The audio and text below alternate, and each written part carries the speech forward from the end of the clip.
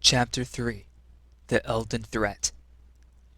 Now the cheering gradually fell away as the little caravan ascended the winding road to the Palace of 10,000 Windows. A silence settled, and I heard only the creak of the howdah in which I sat, the occasional jingle of harness or the clatter of a horse's hoof. I began to feel discomforted. There was something about the mood of the city that was not altogether sane and which could not be explained away in conventional terms. Certainly the people were afraid of enemy attack. Certainly they were weary with fighting.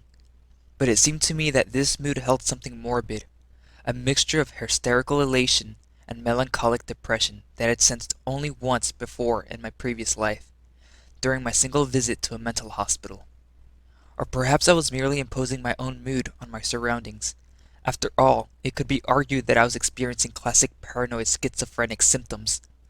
A man with two or more well-defined identities who also happened to be considered in this world the potential savior of mankind. For a moment I wondered if in fact I had not gone completely insane, if this were not some monstrous delusion, if I were not actually at this moment in the very madhouse I had once visited. I touched the draperies, my scabbarded sword. I peered out at the vast city now stretched out below me.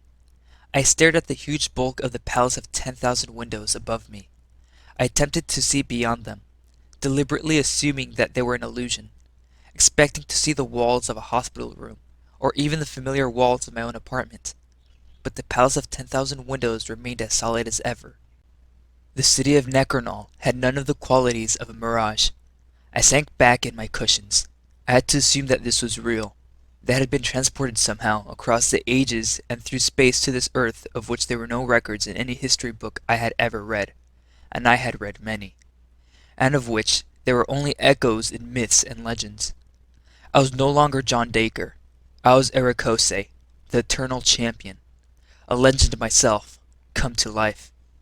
I laughed then. If I were mad, then it was a glorious madness, a madness which I could have never considered myself capable of inventing. At length our caravan arrived at the summit of the mountain, and the jeweled gates of the palace opened for us, and we passed inside a splendid courtyard in which trees grew and fountains played. Feeding little rivers spanned by ornamental bridges, fish swam in the rivers, and birds sang in the trees as the pages came forward to make our beasts kneel down, and we stepped out into the evening light. King Reginald smiled with pride as he gestured around the great courtyard. "You like this, Erekose? I had it built myself, shortly after I came to the throne. The courtyard was a gloomy sort of place until then. It did not fit with the rest of the palace." "It is very beautiful," I said. I turned to look at Yolinda, who had joined us. "And not the only beautiful thing you have helped create, for here is the most beautiful adornment to your palace." King Reginos chuckled. "You are a courtier as well as a warrior, I see." He took my arm and Yolinda's and guided us across the courtyard. "Of course, I have little time these days to consider the creation of beauty. It is weapons we must create now. Instead of plans for gardens, I must concern myself with battle plans." He sighed. "Perhaps you will drive the Eldrin away forever, Erekose. Perhaps, when they are destroyed, we shall be able to enjoy the peaceful things of life again." I felt sorry for him at that moment. He only wanted what every man wanted: freedom from fear, a chance to raise children with a reasonable certainty that they would be allowed to do the same, a chance to look forward to the future without the knowledge that any plans made might be wrecked forever by some sudden act of violence. His world, after all, was not so different from the one I had so recently left. I put my hand on the king's shoulder. "Let us hope so, King Reginos," I said. "I will do what I can." He cleared his throat. "And that will be a great deal, champion. I know it will be a great deal. We shall soon rid ourselves of the Eldrin menace." We entered a cool hall whose walls were lined with beaten silver over which tapestries were draped. It was a pleasant hall, though very large. Off the hall led a wide staircase, and down the staircase now descended a whole army of slaves, servants, and retainers of all kinds.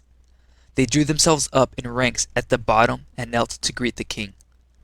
"This is Lord Erekose," King Reginos told them. "He is a great warrior and my honored guest. Treat him as you would treat me. Obey him as you would obey me. All that he wishes shall be his." To my embarrassment, the assemblage fell to its knees again and chorused, "Greetings, Lord Erikose." I spread my hands. They rose. I was beginning to take this sort of behavior for granted. There is no doubt that part of me was used to it. "I shall not burden you with ceremony for tonight," Reginald said. "If you would like to refresh yourself in the apartments we have set aside for your use, we shall visit you later." "Very well," I said. I turned to Yolinda and put out my hand to take hers. She extended it after a moment's hesitation, and I kissed it. "I look forward to seeing you both again in a little time," I murmured.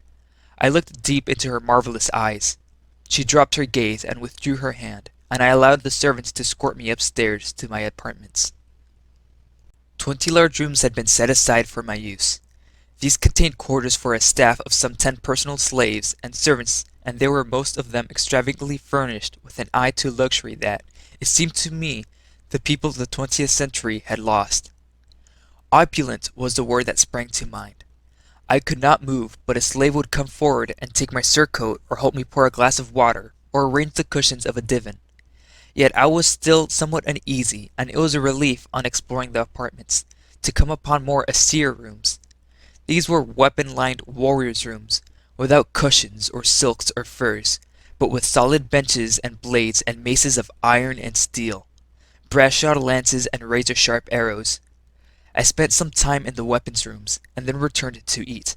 My slaves brought me food and wine, and I ate and drank heartily. When I had finished, I felt as if I had been asleep for a long time and had awakened invigorated. Again, I paced the rooms, exploring them further, taking more interest in the weapons than in the furnishings, which would have delighted even the most jaded sybarite. I stepped out into one of the several covered balconies and surveyed the great city of Necronal, as the sun set over it and deep shadows began to flow through the streets. The faraway sky was full of smoky color. There were purples, oranges, yellows, and blues, and these colors were reflected in the domes and steeples of Necronal, so that the entire city seemed to take on a softer texture, like a pastel drawing. The shadows grew blacker. The sun set and stained the topmost domes scarlet, and then night fell, and fire flared suddenly all around the distant walls of Necronal, the yellow and red flames leaping upward at intervals of a few yards and illuminating much of the city within the walls. Lights appeared in windows, and I heard the calls of night birds and insects. I turned to go in, and saw that my servants had lit lamps for me. It had grown colder, but I hesitated on the balcony, and decided to stay where I was, thinking deeply about my strange situation, and trying to gauge the exact nature of the perils which humanity faced. There came a sound behind me. I looked back into the apartment and saw King Reginos entering. Moody Catorn, captain of the Imperial Guard, was with him. Instead of a helmet, he now wore a platinum circlet on his head, and instead of a breastplate, a leather jerkin stamped with a design in gold. But the absence of armor did not seem to soften his general demeanor. King Reginos was wrapped in a white fur cloak and still wore his spiked crown of iron and diamonds. The two men joined me on the balcony.